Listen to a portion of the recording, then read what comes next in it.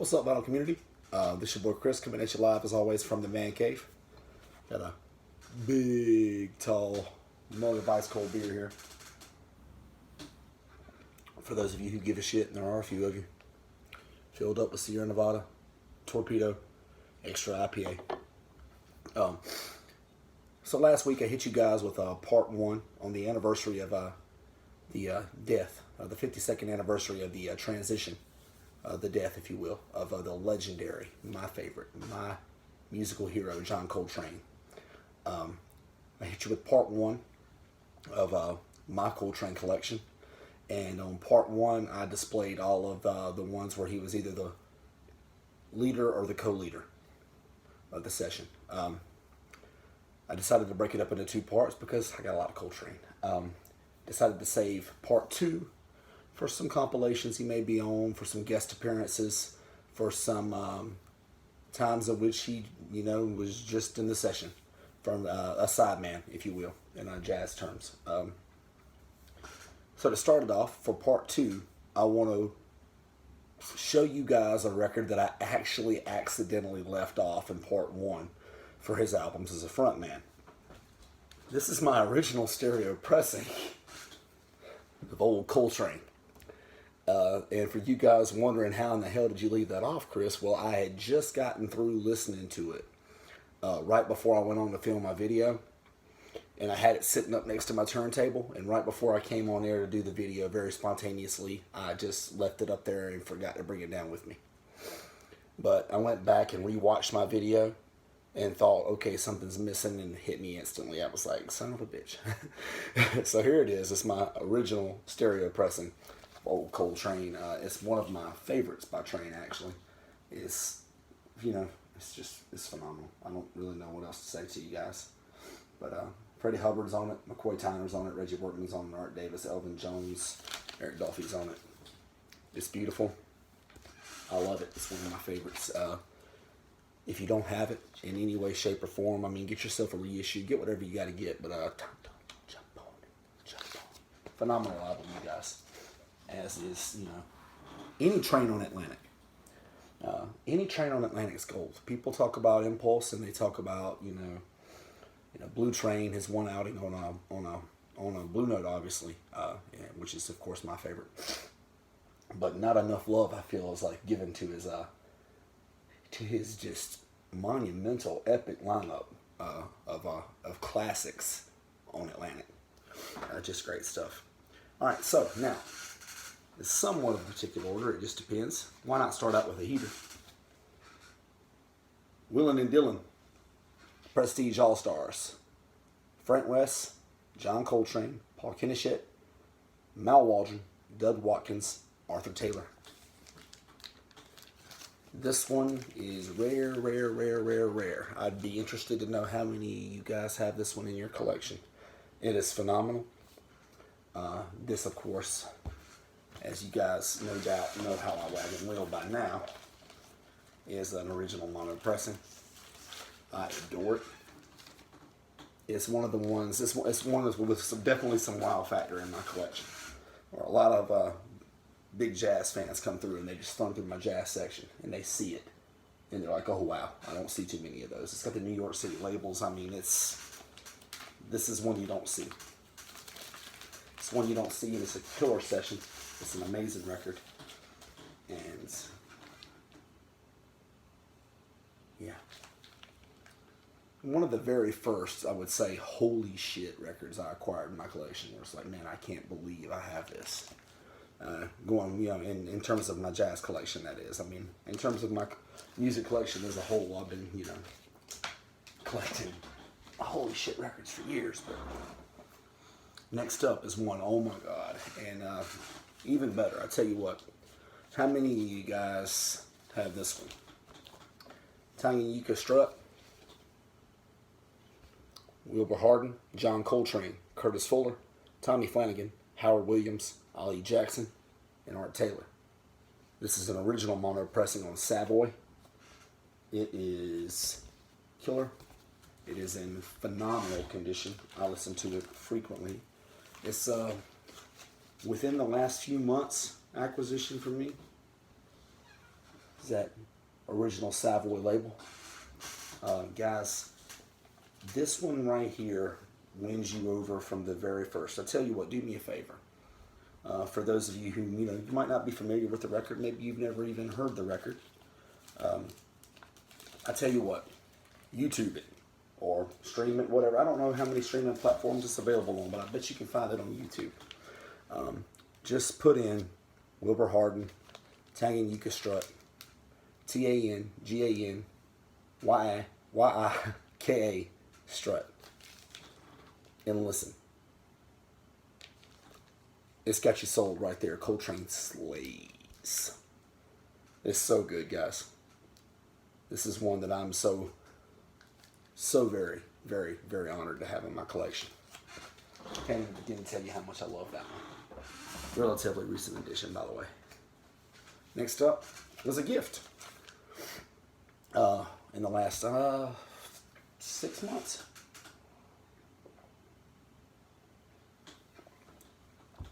Yeah, I'm going to say in the last 6 months. Cannonball Adderley Quintet in Chicago.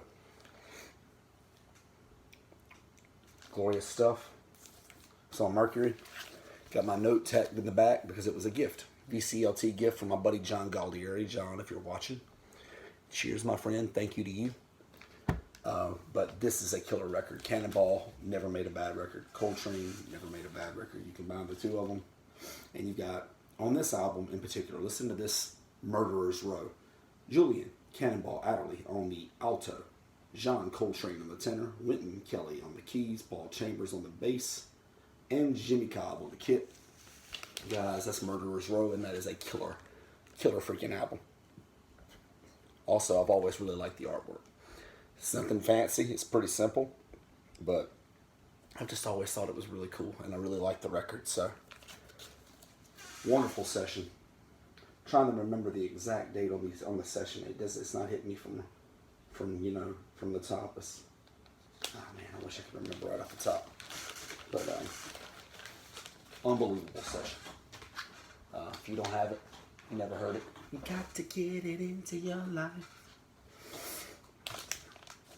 Next up, this is one I hope to pass along to one of you guys someday because I hope to upgrade to my very true first pressing. But this is a phenomenal album. It's All Morning Long by Red Garland with John Coltrane and Donald Byrd.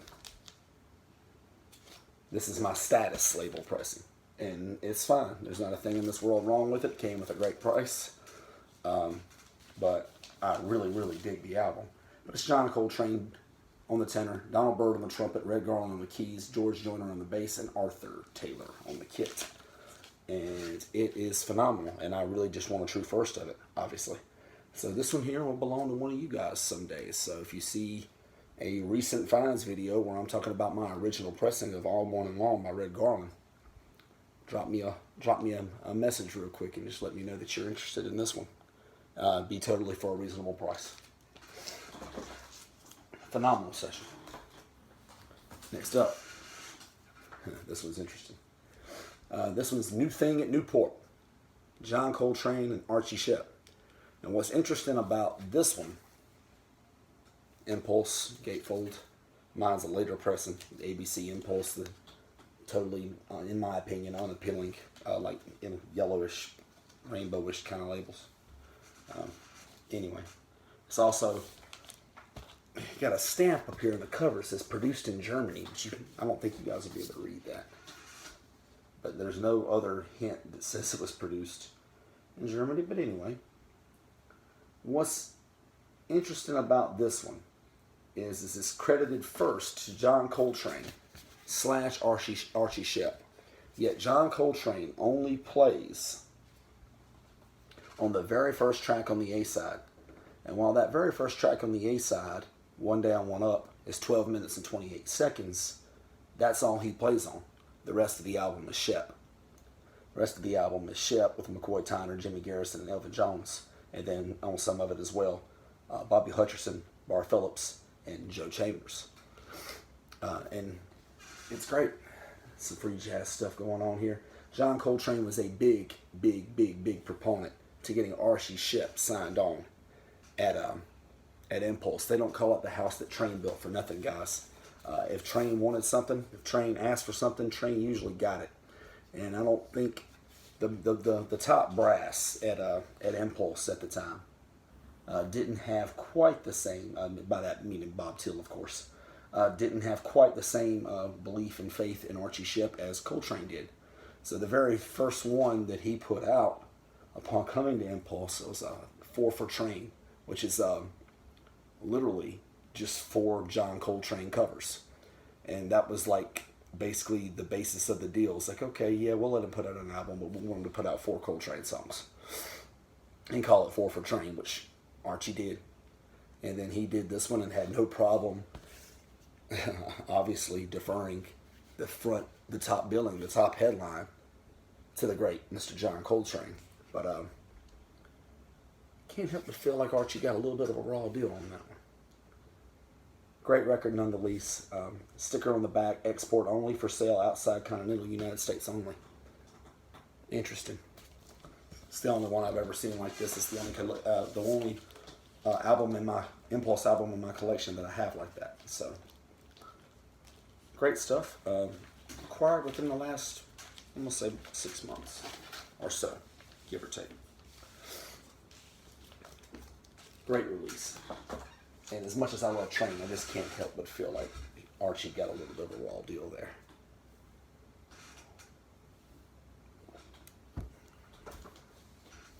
Next up, heavyweight prize fight here. Tenor Madness, the Sonny Rollins Quartet. And of course, it's Sonny Rollins Quartet, and it features Red Garland, Paul Chambers, Philly Joe Jones, and guest John Coltrane. This is one of my absolute favorite jazz albums, period. And the only thing that I don't like about my copy is this is not an original pressing. It is an OJC. So I really thoroughly need to pass this album on to one of you guys one day. Because passing it on to you guys, one of you guys someday will mean that I have gotten my true first, which is obviously what I want. But this is a monumental moment in jazz history. Because what this is in my opinion, the 2 greatest saxophonists, the 2 greatest tenor saxophonists of all time on one track. Because Coltrane only plays on one track on the album. And that, of course, is the opening title track, Tenor Madness, 12 minutes and 15 seconds. It is the only known recording featuring, in my opinion, the 2 greatest tenors of all time, John Coltrane and Sonny Rollins. If there's another one, I hadn't heard it. If you guys are aware of another one, please let me know, because I'd love to hear it. It's the equivalent to, it's Magic and Kareem. It's Shaq and Kobe. It's Jordan and Pippen. For modern day standards, it's LeBron and Anthony Davis. Yeah. Guys, wow. If you don't have it, get it. And if you don't have it, you can wait for me to get my true first for ain't no telling how much goddamn money. And then I'll sell you this one for cheap.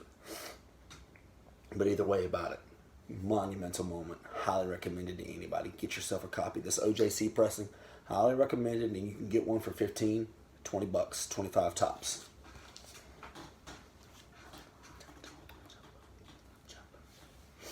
Next up,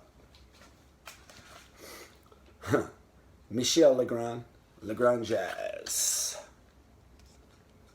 This has basically got pretty much everybody on it.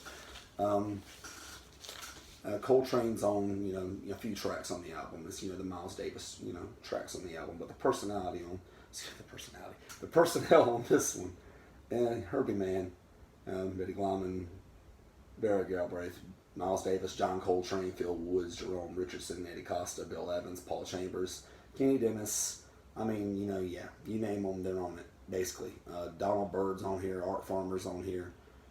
Yeah, so I think in total, I want to say Trane's on either 3 or 4. I think either 3 or 4 tunes for the entire album. But obviously, those are all my favorites. It's a pretty famous jazz album, actually. For you guys who have never heard it, this is my original 6-eye mono. It's great stuff. And my experience is that it comes relatively cheap. Not too bad at all, actually. And really good album. Next up is just one I got as a completionist. I'm not a completionist for just anybody, but I am a Coltrane completionist, and I got it from my boy Dylan, Noble Records. The Coltrane Legacy, promotional copy, not for sale. It's always cool to me. I always like having promo copies. They're not a must for me, they're just cool to have, obviously. The Coltrane Legacy, previously unreleased recordings by the John Coltrane Quartet, the John Coltrane Sextet, and the Milt Jackson John Coltrane Group. So you got 6 pieces, and really good stuff. And it's not expensive, obviously. Nothing expensive about it. You got that Atlantic white label promo, and it's just, as a completionist, it's just cool to have. It's just really neat to have, and not expensive. If you could find yourself a copy, why not? Especially if you're as big a Trane fan as I am. If you're not as big a Trane fan as I am, then hey. But a chance to hear 6 Trane recordings that maybe I had never heard before, which it turns out I'd heard, I think, at least half of them before, was an opportunity I simply couldn't pass up. So I had to get it into my life. Great stuff. Next up, fun one. I think I got this one from Dylan Girl, if I'm not mistaken. Could be. Tenor Conclave, John Coltrane, Hank Mobley, Zoot Sims, Al Cohn. And it's all tenor saxophonists, obviously, are the superstars of the album. And basically, on the album, you've got Coltrane on tenor, Zoot Sims on tenor, Al Cohn on tenor, Hank Mobley on the tenor. But then you've got Red Garland on the piano, Paul Chambers on bass, Art Taylor on drums. And this is 4 tunes on the album. And these guys are slaying. And it is a great record. It's on Prestige. Mine is the Trident, the Blue Trident label. It's great stuff. Highly recommended to anybody. A couple of my all-time favorite tenors are on this one, and Trane and Mobley. And Zoot Sims and Al Cohn. Ain't nothing wrong with them guys either, to say the very least. Those guys absolutely haul their own. All right. Now into the Miles Davis portion of my Coltrane. My Coltrane side project, if you will, albums. Milestones, Miles Davis. This is a digitally remastered directly from the original analog tapes, Columbia Jazz Masterpieces reissue. This is the earliest pressing I've ever owned of Milestones, believe it or not. It's not one that I'm, oh my God, jumping over a bridge to go get, to go search for, because I know it'll come to me. And when it comes to me, it'll come for not crazy. Most of the ones that I'm really, like the Tenor Madness, that I showed you guys a minute ago, that I'm really out there getting after, are because the prices are only going up on them. And they're getting harder and harder to find and more expensive to find. And I know that if I don't get them now, I might not ever get them. But this one has stayed pretty, level in terms of price for the original pressing. Of course, I'm discussing. And I know it'll come to me eventually.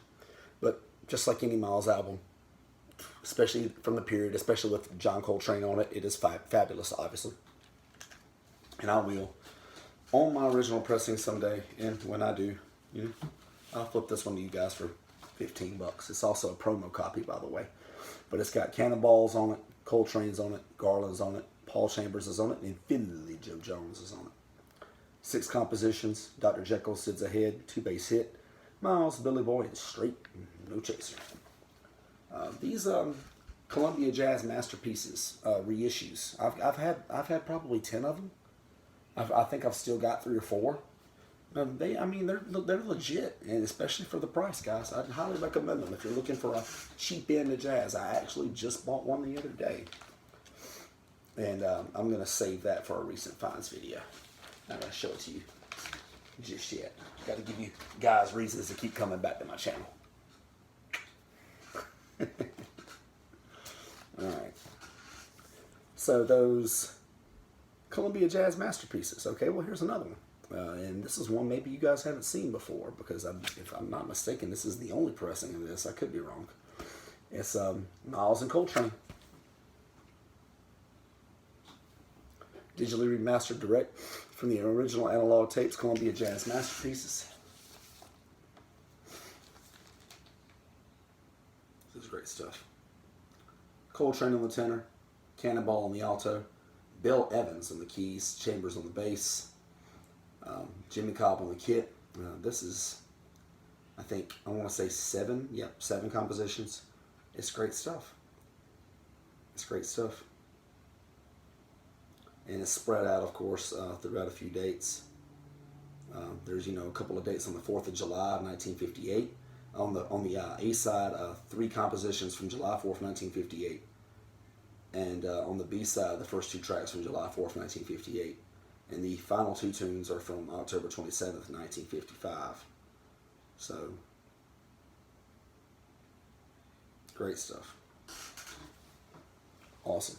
So, very happy to find that at what I have always believed to be the lamest record store in Charlotte, North Carolina. But I just dropped by one day because I had 20 minutes to kill before the start of a movie, because my favorite movie theater is within, a mile or so from there.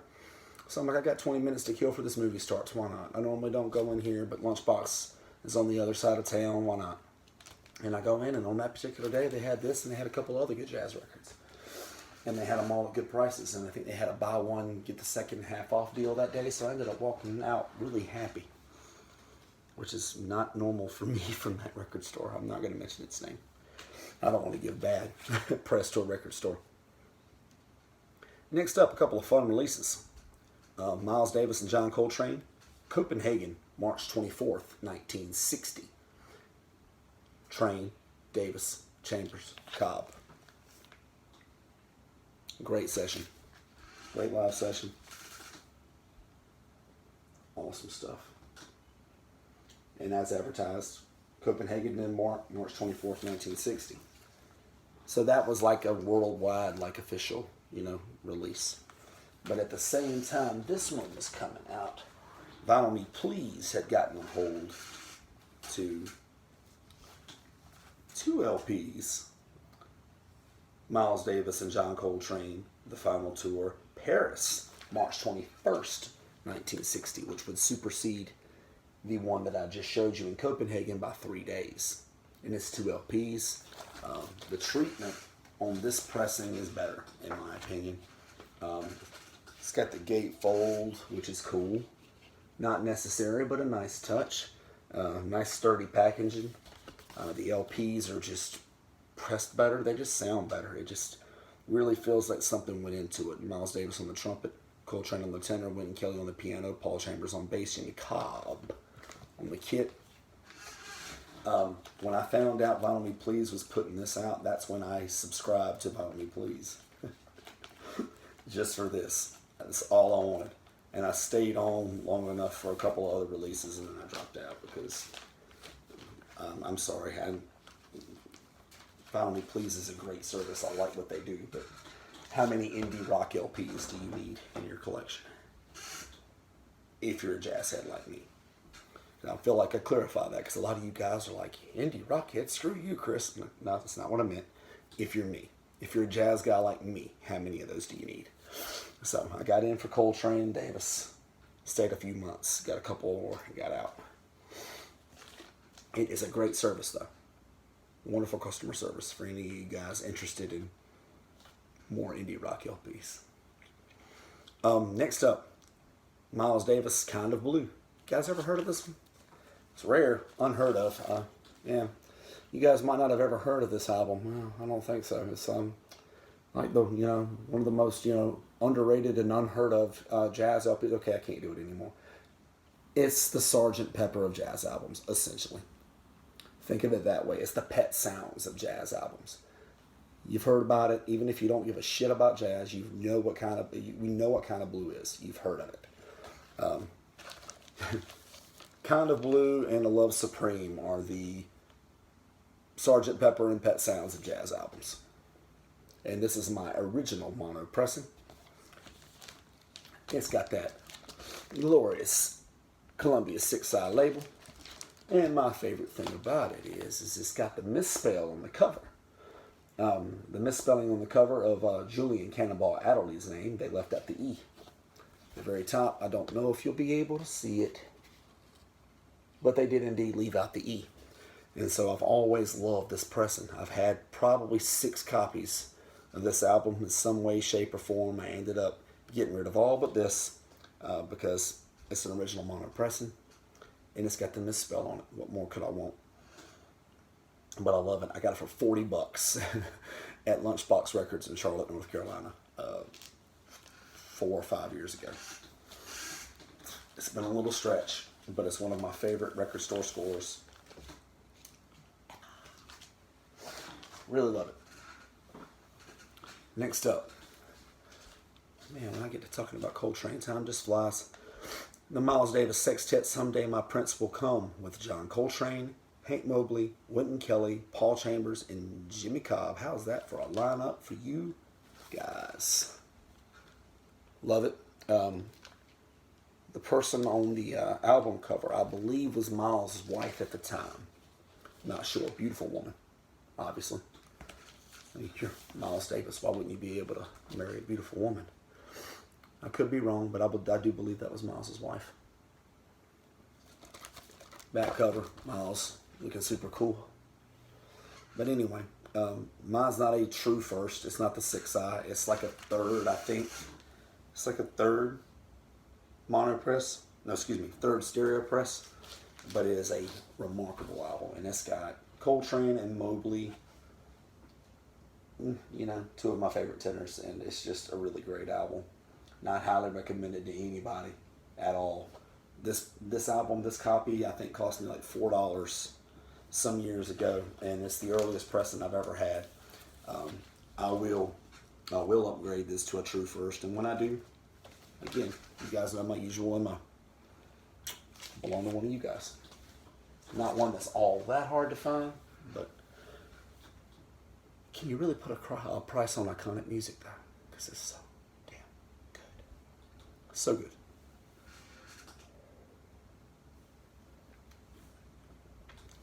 Next up, still got a few more for you guys.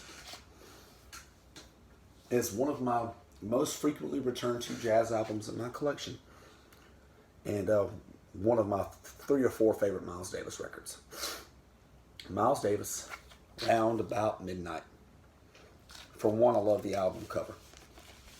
Album cover's cool as hell. I love the colors. I'm a big fan of red. I love the color red. And then with the black and with just the blue Round About Midnight, I've loved the cover. Miles there with his shades on, holding his trumpet. It's just cool as hell. And you got Miles, you got Trane, Red Garland, Paul Chambers, and Philly Joe Jones. Was there ever a better band in the history of jazz? Was there? Because if there was, I can't think of it. I can't think of a better band of musicians in the history of the world. When people ask me, hey, what's your favorite band? I'm like, the first Miles Davis Quintet. And they look at me like, huh? Because they're expecting me to say the Beatles or the Rolling Stones or Led Zeppelin. It's like, man, got a hard time beating Miles Davis, John Coltrane, Red Garland, Paul Chambers, and Philly Joe Jones. And goddamn, this is a great album. I really love this one. Best served on a late night like tonight, where I'm shooting this video with a nice glass of single malt in a quiet section of the house. And yeah, I recommend it, guys. Get it into your life. And get yourself a reissue, get what you got to get. But the original pressing, this original mono pressing cost me $60, and it is in immaculate shape. So Miles's Columbia stuff is usually a little more reasonable in terms of prices. It's not like his early Blue Note stuff or his Prestige stuff. The Columbia stuff is usually more readily available, more accessible, so therefore cheaper. Get it. Jump on it. So good, guys. It's so good. I talked to a buddy of mine who never even cared about jazz, into buying a copy after I had mine from a record store, because that copy was going for 50.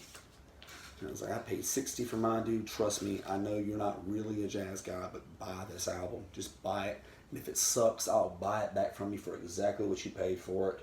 And I'll flip it to somebody else. Just buy it. He bought it and he loves it. And this is a guy who grew up his entire life as a country music fan. I'm a country music fan as well, but I prefer my jazz. All right. Simply titled, Miles. Prestige. Great stuff. Early. Well, not early, excuse me. 50s Miles stuff. For me, no jazz artist was better in the 50s than Davis, I don't think. Not in my opinion. And of course, it's that same famous Miles Davis quintet. And Miles on the trumpet, Coltrane on the tenor, Garland on the keys, Chambers on the bass, Philly Joe on the kit. And it's just great stuff. Man, I love this album. So good. Prestige had so many legendary and iconic titles. One on the long line, guys. Just one on the long line. This one, arguably my favorite. Arguably my favorite Miles Davis album. And one of my favorite albums Trane plays on. Steamin' with the Miles Davis Quintet. I love that cover. That cover's kick ass. It really just is. So good. So many ways. And I don't have to read the lineup up for you. It's the same. It's the greatest jazz band ever assembled. Ever. Forever, ever, ever, ever, ever, ever. Yeah, ever. Ever assembled. And it is just so good. Man, I've always been one of my favorite jazz albums in my collection, no doubt about it. And I think it's arguably my favorite Miles release, period. Arguably. Yes, I like it more than Kind of Blue. I like it more than Kind of Blue. I like Round About Midnight, the one I just showed you a couple albums ago, better than Kind of Blue. There's a few I like better than Kind of Blue, guys. That's not the knock on Kind of Blue. But for anybody who thinks Kind of Blue is the best thing Miles ever did, in my opinion, are sadly mistaken. Just like anybody who thinks Sgt. Pepper is the best thing the Beatles ever did are sadly mistaken, in my opinion. Different topic for a different video. Working with the Miles Davis Quintet. Same great, iconic, legendary quintet. Phenomenal stuff.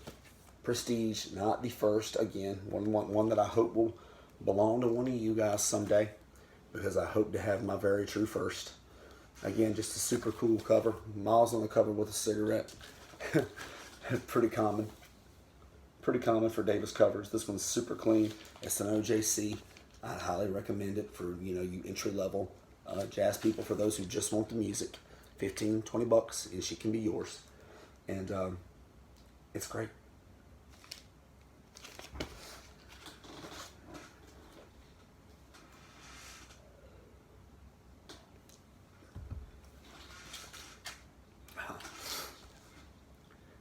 Now I'm going to give you guys an original. Cooking with the Miles Davis Quintet. It's on Prestige. It's an original mono.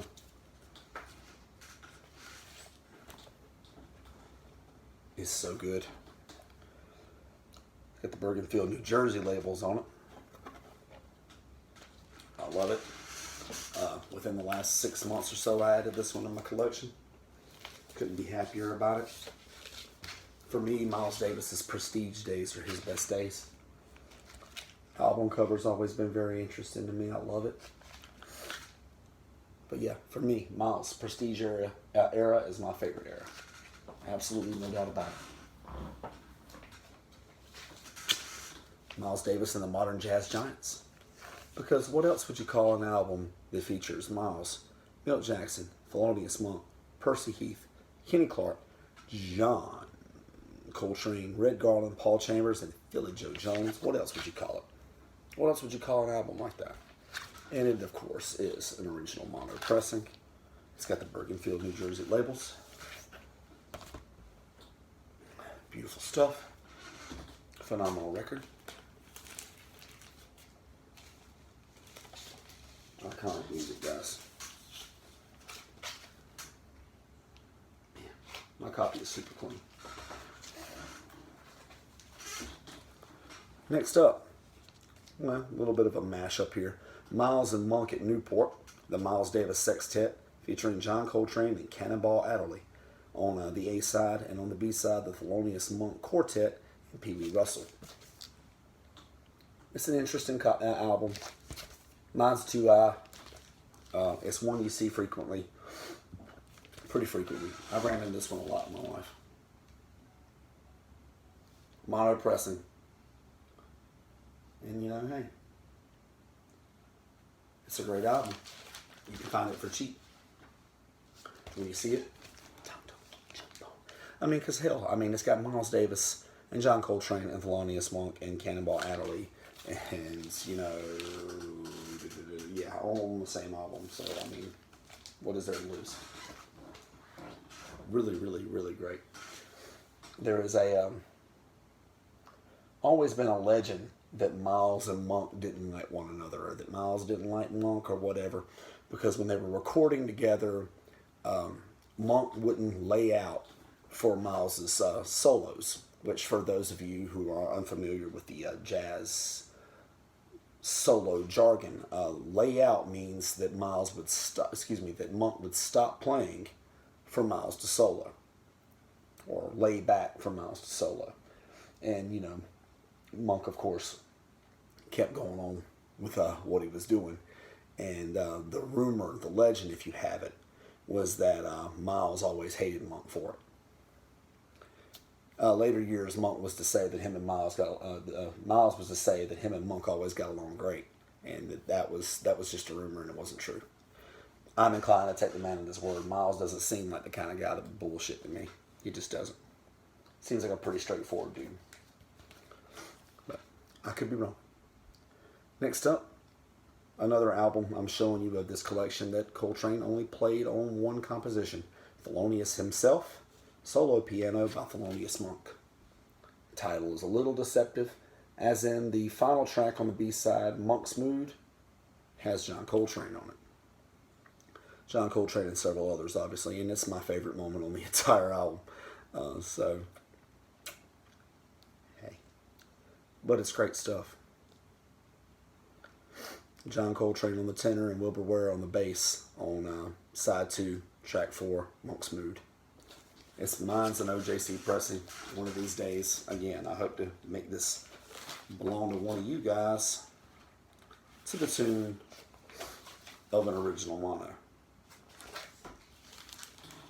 We'll see what happens.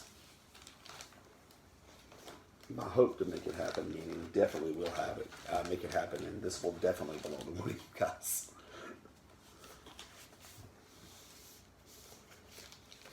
Great stuff. I was just listening to Monk before I came on here with you guys. Next up, comp put out a few years ago. It's become hard to find now. Isn't that just what it is with jazz records, though? Thelonious Monk Quartet with John Coltrane at Carnegie Hall. It's a 2 LP set. Blue Note.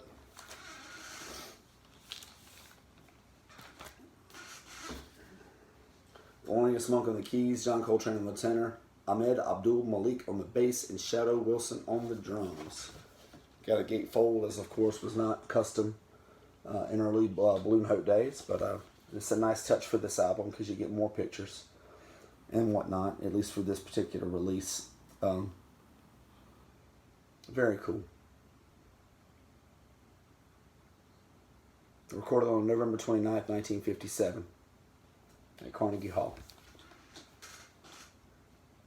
I don't know if this one's still pressed, but either way about it. If you can get your hands on it, I'd recommend it because, I mean, it's Thelonious Monk and John Coltrane on the same album. That's my favorite saxophonist of all time and my favorite pianist of all time on the same record. And why would you not want that? Next up, more to the tune of Monk and Coltrane here. It's on Riverside, Monk and Coltrane, the historic teaming of Thelonious Monk and John Coltrane.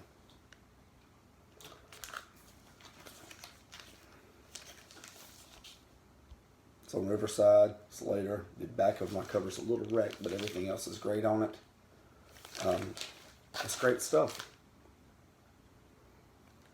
Obviously, it's John Coltrane and Thelonious Monk. And the last piece that I want to show you guys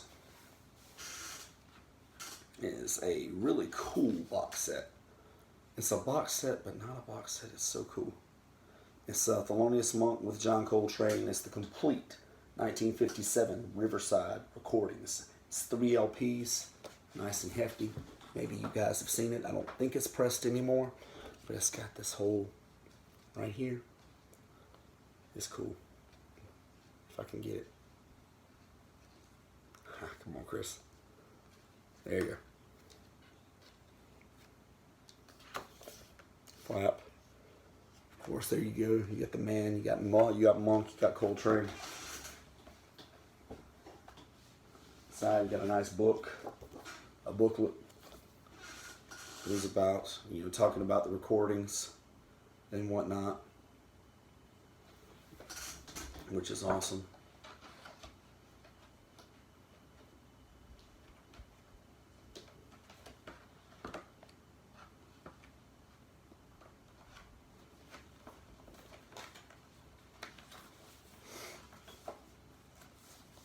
Then of course you got the 3 LPs. It's just really, really, really cool stuff. Alright, so my Coltrane tribute, if you will, ran to the tune of 2 40+ minute videos. And I had done so well, I felt, the last 20 or so videos about keeping them 25 and under. But if there's anybody that's ever been worth it in the history of music, it's John Coltrane. So, a few days past my last video, a few days past the 52nd anniversary of the transitioning, the death, if you will, of the man who to me is the greatest musician who ever lived, who ever walked the earth, John Coltrane. And he means so much to me. He means so much to my collection. I feel like I Love Supreme is the album that got me into jazz. And had I not heard I Love Supreme, who knows? Who knows? And had I not listened to Coltrane on the sax, who knows? Maybe I'm not showing you all these awesome, original jazz albums all the time. Maybe I don't get that deep into it. Which, might have been better for my wallet. But not better for my brain, not better for my heart, not better for my soul. So, I just want to say to John Coltrane, thank you for 40 years of excellence. You should have had a lot more. You should still be walking amongst us, my friend. It's just a damn shame. Somebody who gave so much and meant so much to so many. 40 years. So, cheers to John Coltrane and his iconic music. Forever. May he live forever. May every generation after me and after us know who he is and know his incredible music. Until next time, until next video, keep dropping that into you guys.